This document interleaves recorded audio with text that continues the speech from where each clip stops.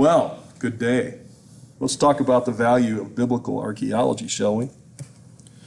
We haven't really talked about this, but this course, it's a history and archaeology of the Greco-Roman world.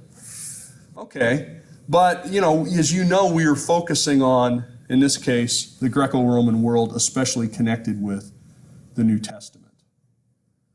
So I will confess it here. Yes, we do have a focus, and that is our focus. Although it's still Greco-Roman archaeology we're interested in. But one of the things that happens here is that it gives us cause or pause to take a look at the whole issue of biblical archaeology, which has been in the past a somewhat controversial topic. Some people avoid the term altogether, biblical archaeology. In fact, many years ago, a well-known archaeologist by the name of William Dever led a campaign to remove the name biblical archaeology and to replace it with a geographic name, Syro-Palestinian archaeology is what he wanted to call it. He said, well, that's biblical archaeology ties it to the Bible, and we shouldn't really tie it to the Bible. We should tie it to the land. It's Syria and Palestine. It's Syrio-Palestine. Yes, we would look at the Bible, but, anyway. In fact, he led that campaign so well that he pretty much killed off the whole discipline or whatever, the whole avenue of biblical archaeology. He's now lamenting what he did. Well, he thinks other people did it, but I think he was the first one to lead. So in other words, he led the American Schools of Oriental Research, which is the main organization which would be involved with what we might call biblical archaeology, who had a magazine, a popular magazine, called The Biblical Archaeologist. That was the name of it. And so Bill Dever and some others led the push to eliminate that name. And so it's no longer called The Biblical Archaeologist. It's now called, what is it called? Now is it called Near East Archaeology or something like that. So that journal's gone. It's changed its name. What happened, though, is Bill Dever was teaching in a place called the University of Arizona. And he was teaching, and training people to be basically biblical archaeologists. And then they would go find jobs, say, at seminaries and at religious colleges, kind of like this one. But once the move was made to get rid of archaeology as it's connected to biblical studies, then most of those schools abandoned hiring people who had a focus in that area because they said, well, that area is not really a legitimate area, so we don't. There was never a big push to have that anyway. It was always, you had to really fight for it. So I think what you'll find at most schools, religious schools, actually even secular schools, most of the people involved in archaeology have to really fight for it. They have to push for it. It's not as though the administrators and departments are out there looking for, we're going to post this job and the person has to be involved in archaeology. Can I get you to take those headphones off? Thanks. And so what happens is you get like one individual.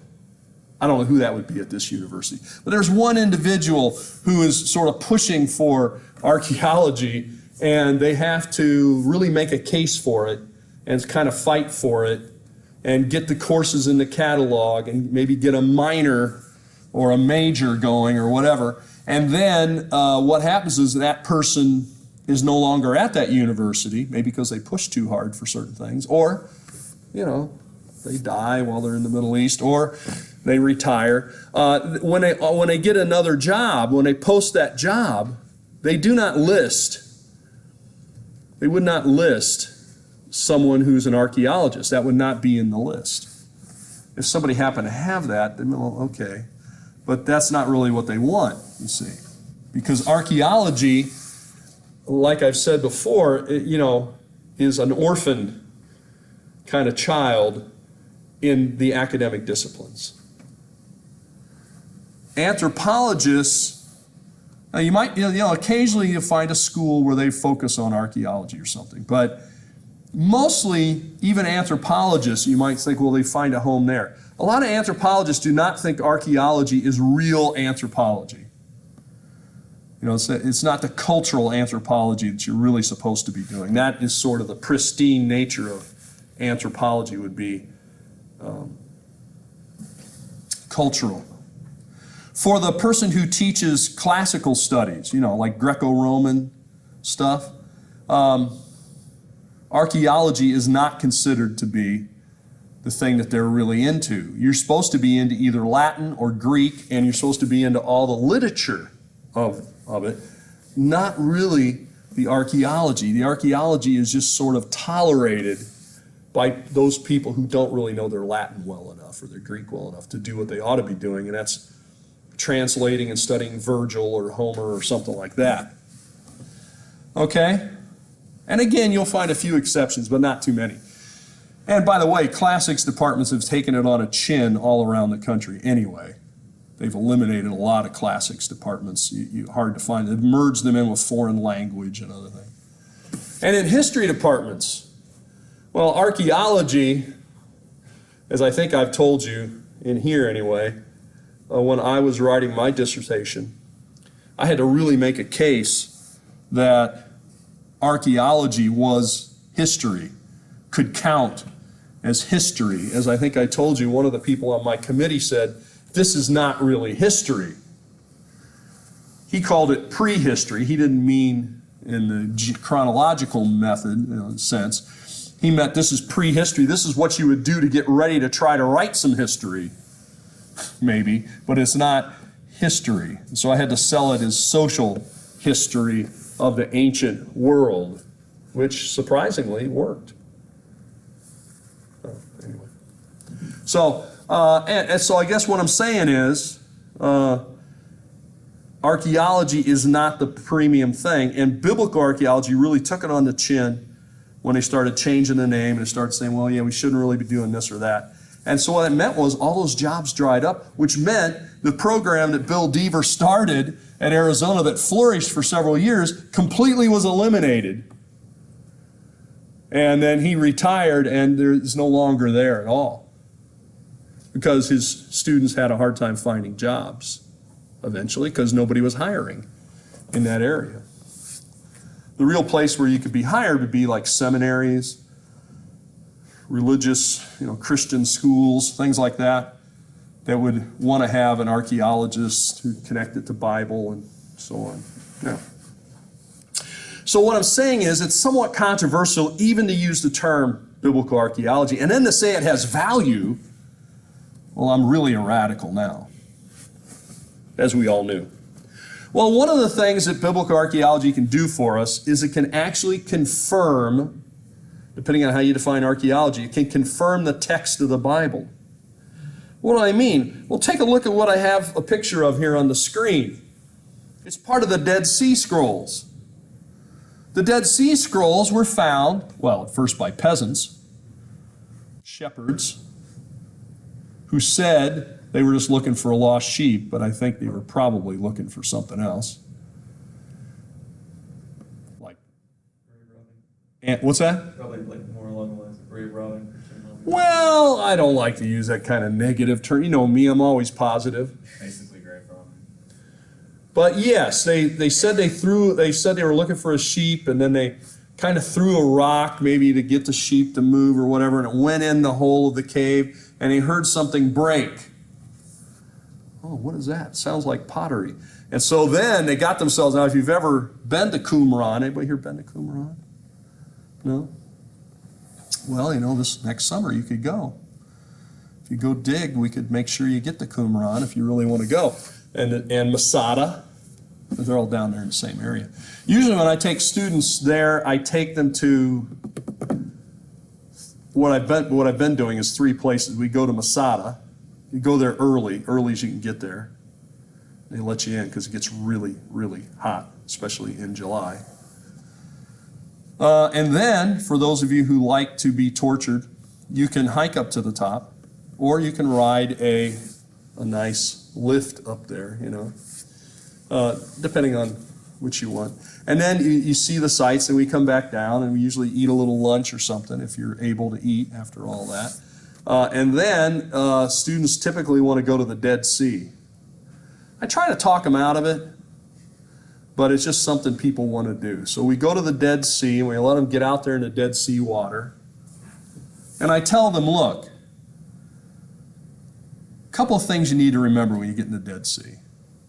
One is, don't let any Dead Sea water in your eyes or in your mouth. Do not swallow any of that water. Don't even put it in your mouth. Don't get it in your eyes. Don't dunk your head under, is what I'm saying. That's one thing. The other thing is, don't try to swim like you would in a pool, where you sort of roll over on your stomach, right? And you start to try to swim like that.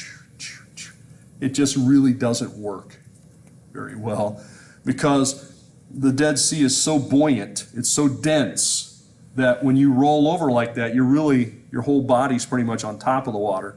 And as you come down, you're just kind of slapping the water with your arms. And then it hurts because it's very dense.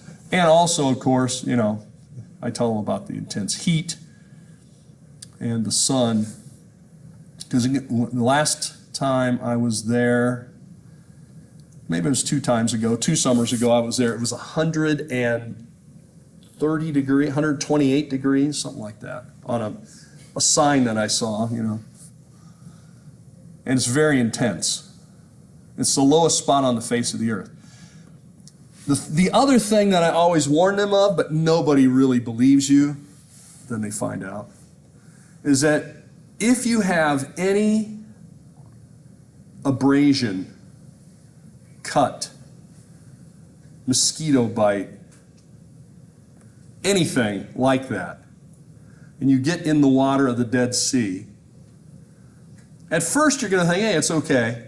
But then pretty soon there's going to be this kind of and you're going to realize there's a real burning nature in your body. So I could describe it in more detail, but probably shouldn't. Let's just say most people discover places that they didn't know they had abrasions.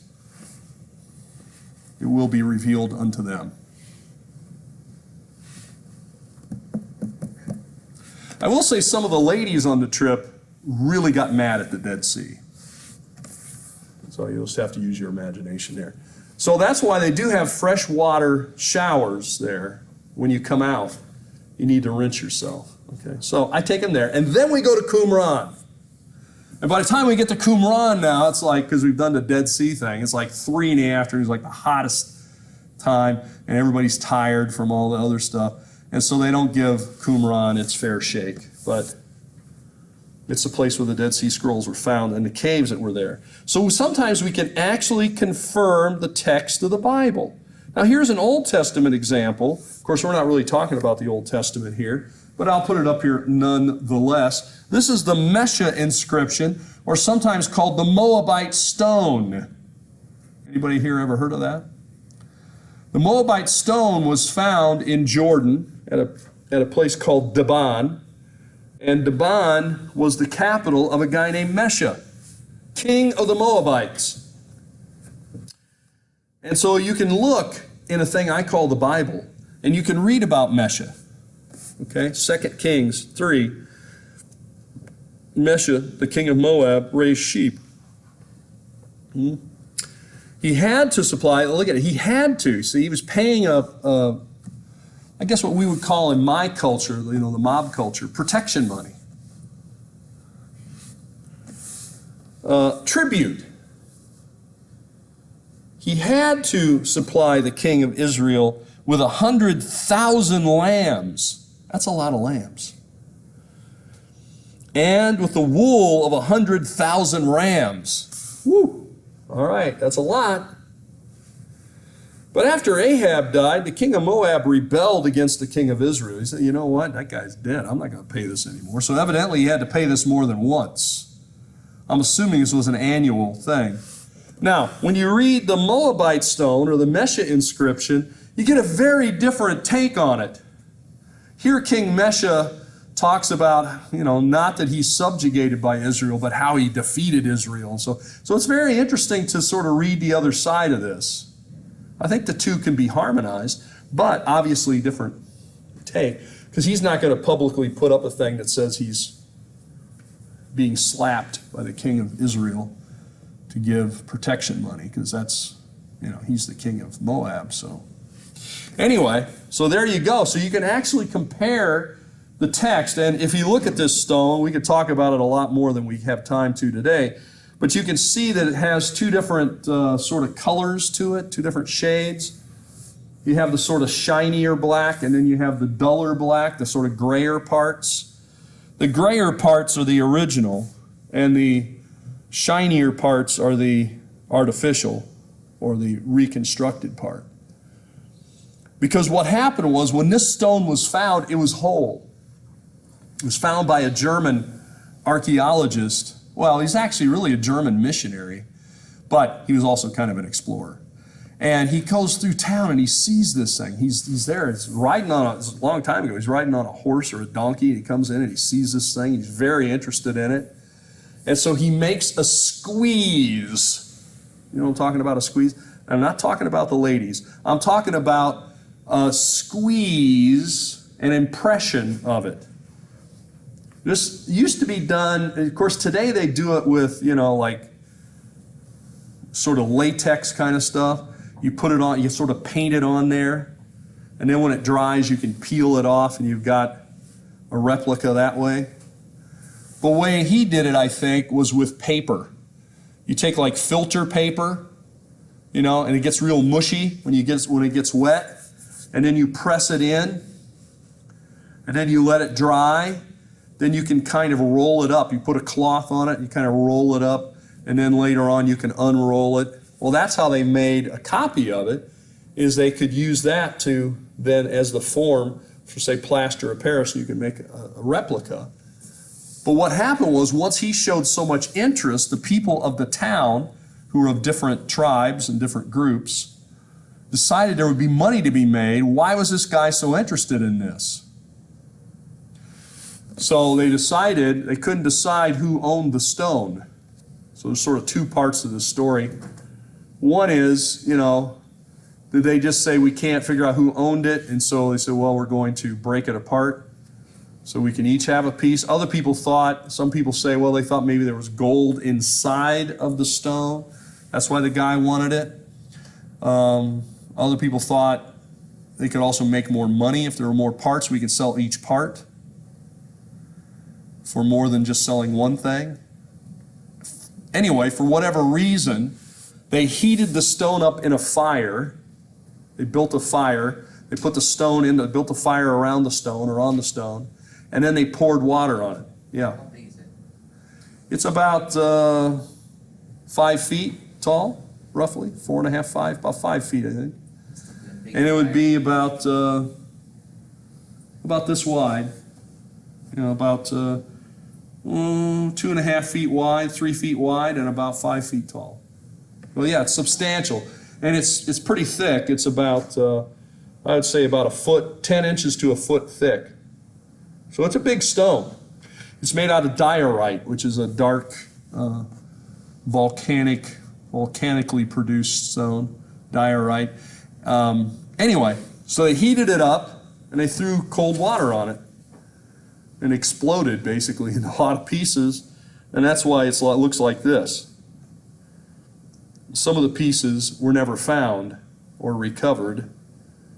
Either, I don't know, they just haven't been found. So what has been found is now in the museum in Paris. So if you want to see this, you have to go to the Louvre in Paris, and you have to seek it out, because most people who go to Say that name again. the Louvre. Most people who go there don't care about the ancient stuff. They all want to see Mona. Everybody lines up to go see Mona and the Renaissance paintings. That's one whole wing. But you want to go the other way. So normally when I've taken students here, which I have on tours, study tours, and I take them to a big museum like this, like the British Museum or the one here in Paris or wherever, I'll say, okay, let me show you 5 things, and then you go see whatever you want. And, you know, they don't really like that, but they usually will do it, right? Because they want to pass the class, I guess. So I show them 5 things. These are probably 5 things you wouldn't go see. You have to sort of seek them out, but they are important things. And then you go see whatever you want. If you want to go see Mona or all the other stuff, that's good. That's good stuff. But let's make sure you see this. But this one is kind of stuck back in the Near Eastern section of the museum where a lot of people don't go. I mean, there was nobody around this at all. Nobody even stops much to see it. Oh, what is it? Just an old dark stone. But significant. All right, so now we can actually take the text of an ancient stone inscription and compare it to the biblical text, and we see it compares pretty well. In other words, there really was a guy named Mesha, and he really was the king of Moab, for one thing, right? And he was wealthy, because he talks about all the sheep he has. Well, so, you know, it's not an exact duplicate of the 2 Kings 3, but you can see that it is talking about the same guy. And, you know, some people thought all this stuff is just made up. There was no King Mesha, there was no Moab, there was no Moabites. That's just all fancy. This is just all fabricated or embellished. Well, how about this one? Here's a New Testament one, a Roman one. Can't get much more Roman than this. The Pontius Pilate inscription. This is found at Caesarea Maritima, or Caesarea on the Sea, in what is now known as Israel. And it's actually a national park. Somebody do their thing on Caesarea? Somebody's already signed up to do Caesarea. Well, anyway, if you haven't, you should. Caesarea is a good one to do. At any rate, you can see the replica of it there at Caesarea. The original, though, you have to go to the Israel Museum in Jerusalem, and there they have a lot of amazing things that really you should go see. A lot of tourists do not go to the Israel Museum. It always amazes me. They'll have tour groups, and they don't go to the Israel Museum. Well, I guess, you know, a lot of people don't like museums. But the Israel Museum, for one price, you get in, you have the model of the New Testament replica of Jerusalem, which is amazing. It's a scale model. It's big. Or some people would say huge. And then next to that, you've got the Shrine of the Book, which has all the Dead Sea Scroll material in it. And then next to that, of course, you have the Israel Museum. So, I mean, there's too much to see in one day even, or certainly in a couple hours. But if you go there, you can go and see the sort of ancient Israel section. In there, you'll see this original inscription, along, by the way, with sarcophagus of Herod the Great, which was recently discovered, well, like I say, in the last decade. And lots of other things that relate to the New Testament and the Old Testament. Well, look what it says. English translation. Temple for, well, notice how it has brackets on that. See the bracketing? Temple for, you know what that means in an inscription? It's not actually there, yeah. It's implied by the context of the inscription, or sometimes by the word temple. You know, it's in a case. You know, they have cases in Latin and in Greek, so you know that it's possessive. So it's a temple of somebody. They think it's something of Tiberius, and so they assume then, well, what are you going to build for Tiberius? Probably a temple. Right? Because there's emperor worship. At any rate, by, and then notice the P-O is gone, but NTIUS, which I think is a TV show. NTIUS, it's a new one on CBS, NTIUS. It's about Israeli crime scene investigators. No? I think I'd watch it. It's a Palestinian every episode. Oh, yeah. By Pontius Pilate, well, they had to put the by. Of course, the by Pontius Pilate would be implied by the ending. But, you know, you got Pilate there, which is nice. You got the whole word Pilate, and you got the beginning of Pontius. Huh? And then prefect of Judea. Well, it's got the part of the word prefect. So it's a Latin inscription, which mentions our old buddy Pontius Pilate. And it can be dated to 26 to 36 CE. They use the word CE instead of AD.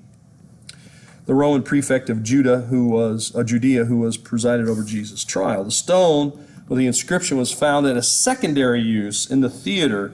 This stone is a copy. The original is in the Israel Museum in Jerusalem. That's what I just said. Yeah, secondary use means it got tossed in there. They were building something else. They took this stone, just kind of built it in there to level something out or whatever. So here is a nice picture of it. The red circle highlights, you can see there if you're looking carefully within that red circle, the last letters are Pilatus, which I think is a new exercise program some people are doing. Pilatus. It's very popular with the ladies, I think, but maybe others too. Pilatus. And you can kind of see the Pontius part. You can see the us, Pilatus. And you can see Tiberium up there at the top as well. Okay, so that is, you know, what we showed you back here, the translation. You can see the actual stone here. Well, this is the replica, but you can see what it looked like, what they're working with. So again, pretty interesting because, you know, a lot of people said, well, there's not much indication of Pilate. You know, here's some people's approach. This is not my approach, but for many people, the approach is if it's mentioned in the Bible, they are already prone to not believe it. Now, maybe you don't know people like that, but there are people like that in the world, by the way. And so if it says that, then they are skeptical of it. And so Pontius Pilate, Pontius Schmilet, you know, who is this guy? Do we have any record of him anywhere? Oh, what about the New Testament? No, you can't count that. You got to find something that's not in the Bible that mentions Pontius Pilate, or mentions Mesha, or mentions whoever, King David even. Sometimes, you know, here's the thing: to prove every single thing, you know, this is not what we do with other ancient texts. They're not treating the Bible like a normal ancient text. We typically take the text at its word until we find maybe some questions or problems with it. We don't say we've got to go out and confirm every single fact of that text with something else before we will consider it to be valid. Okay? But given the religious nature of it all and the sort of bias against it, is the way I see it, then we have to go to extreme measures.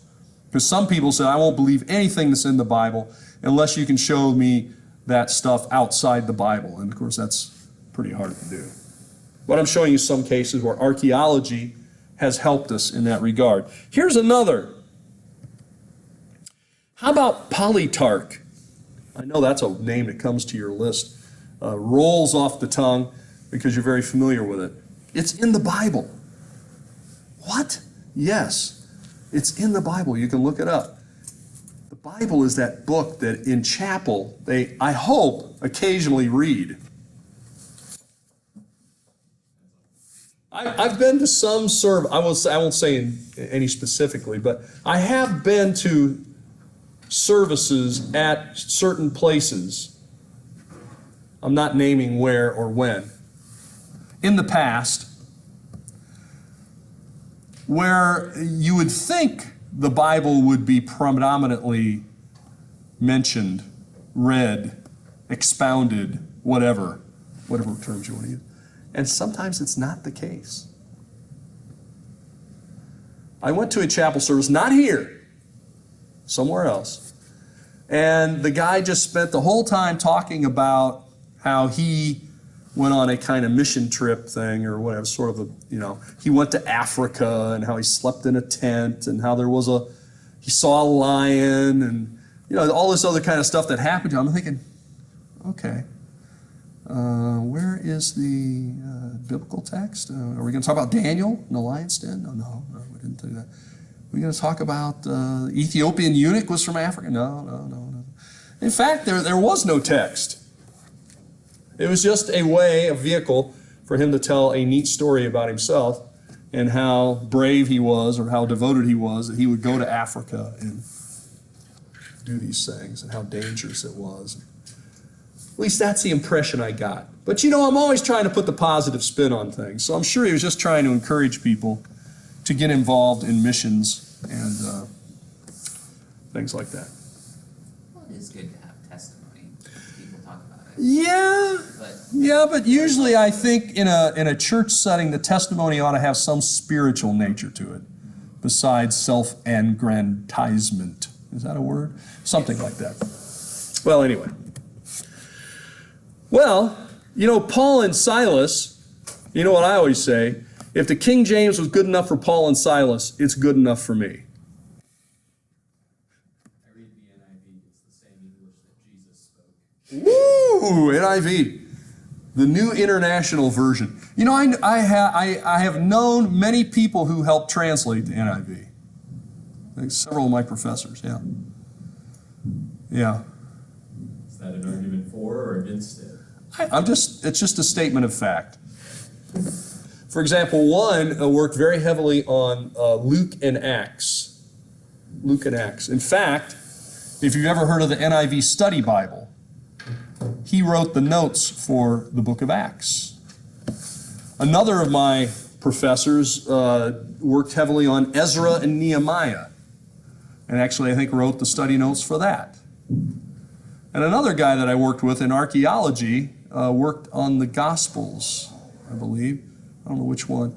Anyway, so, and, you know, I've kind of run into those, I guess because I was kind of running in those circles, what we call the evangelical circles, at the time when, of course, the NIV was the hottest thing out there, you know, being delivered piecemeal in the 80s and then was, you know, fully done in, I don't know, like mid-80s, 84 or something, the whole thing came out. And then after that, you know, they were making the study Bible and they're doing all the different things that goes with it. Zondervan made $1 million, or probably $1 billion on that thing. You're still making money on that because it's still copyrighted. And I'm sure Zondervan's a wonderful organization. Okay. Paul and Silas, yeah, they use the NIV. Well, Paul goes and teaches in what I would call a synagogue. And he's up in Greece. And then we see that there are Jews that get angry with him. And according to the Acts 17, there are church officials that are called politarchs, which means, it comes from the word archon, which means ruler. And this was never used anywhere else in all of Greek literature. That means it's a hapax legomena, if you want the fancy word for it. It's a hapax legomena. It means it's only used once. And therefore, people said, well, obviously the Bible is wrong here because no one uses this word politarch. Well, then in 1835, some people were digging around building a road or something. They found an inscription in Thessalonica where this is mentioned. And in fact, on the stone inscription, it said, the politarchs of the city put up this arch and redid the road. And since then, they found it in other places. So here is an actual word, verbiage of Luke that's very precise in the book of Acts. So precise that people thought it was wrong. Archaeology helps show that that text was correct. Well, we better end there.